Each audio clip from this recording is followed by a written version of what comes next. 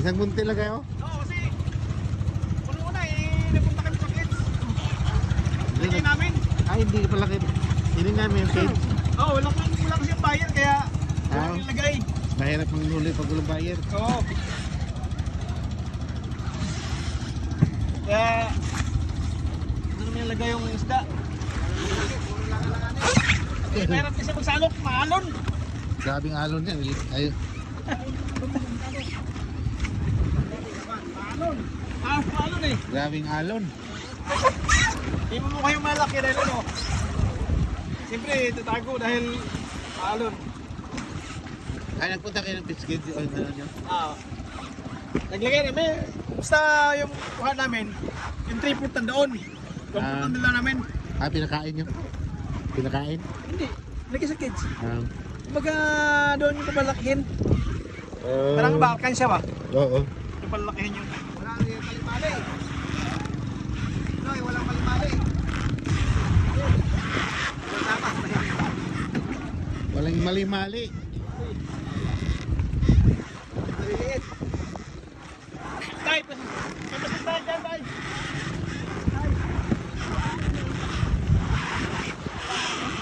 Iwan. Ay, natakot kasi ako rin kasi yung alon. Alon. Baka bigla. Kami nga eh. Tama na daw eh, kasi maalon, baka bulo. Ay, wala pa naman yung hangin no? Yung alon. May hangin ko. Matay, maalon. Bakit si John? O, tilang kinuha. Hindi, malakas ng alon na. Walang katig, baka tumahog.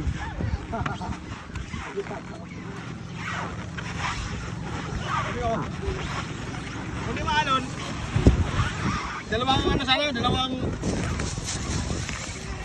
munti sana.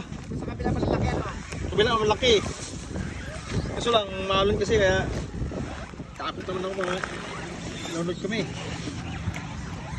Ito ko ilagay, mamaya nagigita ko. Nagigita ko sa uba.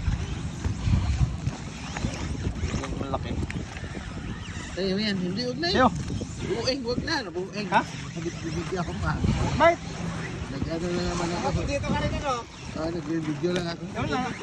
Lagi mo nakita yung post niya eh. Kahapon dito rin siya. Ayaw ba? Oo. Ano na? Oh. Ay, sige. Sa bangs ko dito eh. Bawasan pa yung sa'yo. Hindi, wala naman. Bigay ko lang naman. Ito sa bangos tayo. Yun.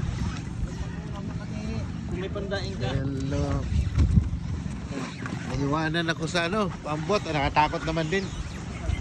Natayo ko kasi grabing alon baka. Nakita mo kami umalis?